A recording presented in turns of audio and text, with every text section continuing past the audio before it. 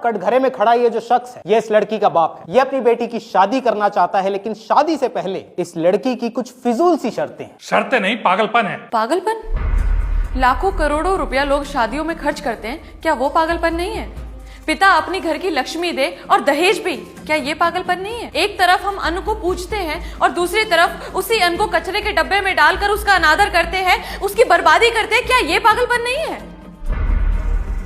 शादी शादी ना होकर एक स्टेटस सिंबल बन गया है। जिसके पास जितना पैसा उतनी पैसे की बर्बादी। लाखों रुपया शादियों में खर्च कर देंगे, लेकिन वहीं अगर आपकी शादी में एक गरीब आदमी आकर खाना खाता हुआ पकड़ा जाए तो उसे मार पीट कर इतना जलील किया जाता है कि मानो आपकी 4 चांद लगी शादी में उसने एक धप्पा लगा दिया। ऐसी शादी को मैं शादी नहीं मानती हूँ जज साहब। इसलिए शादी के लिए मेरी अपनी कुछ शर्तें हैं। क्या शर्तें हैं तुम्हारी? शादी में दहेज ना दिया जाए। लेकिन दहेज तो लड़के वालों ने मांगा ही नहीं है जज साहब। AC, cooler, TV, washing machine, 5 lakh रुपए और एक गाड़ी, ये सब क्या है पापा? ये सब बेटी हम तुझे दे रहे हैं, लड़के वालों को नहीं।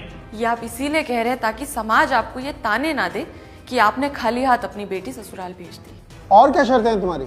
शादी के कार्ड ना छपवाए जाएं। तो लोगों को शादी में कैसे बुलाया जाएगा? केवल घर परिवार के लोग ही शामिल हो और उनके लिए कार्ड छपवाने की कोई जरूरत नहीं है। उनको न्योते और भी तरीकों से भेजे जा सकते हैं। और क्या शर्तें हैं तुम्हारी? शादी किसी बैंक्वेट हॉल में ना कराई जाए, किसी मंदिर या साधारण से आश्रम में हो। इसकी कोई खास वजह? वजह सीधी है जज साहब। बैंक्वेट हॉल में डीजे होता है, वहां पर लोग नाचते हैं, गाते हैं, शराब पीते हैं और लड़ाई झगड़े करते हैं।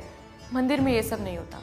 वहां डीजे का शोर नहीं होता, वहां घंटियों की मधुर ध्वनि होती है। वहां पर शराब नहीं होती, वहां प्रसाद होता है।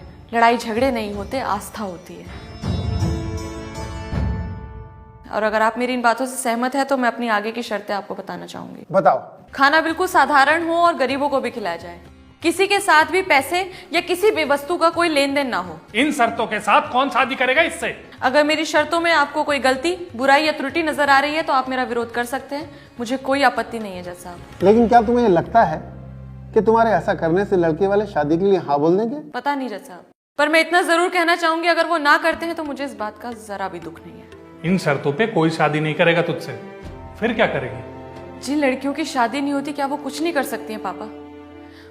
आपको तो मुझ पे गर्व होना चाहिए कि मैं समाज के उस बदलाव के बारे में बात कर रही हूँ जिससे दहेज, घरेलू हिंसा, आर्थिक समस्याएं जो शादी में रुकावट पैदा करती हैं, उनको जड़ से खत्म किया जा सके। ये सामाजिक संतुलन की एक सीढ़ी है जज साहब। और मैं कोर्ट से ये अपील करना चाहूंगी कि शादी के लिए कुछ ऐसे नियम, कुछ ऐसे कानून बनाए जाएं जिससे समाज की ये कुरीतियां खत्म हो।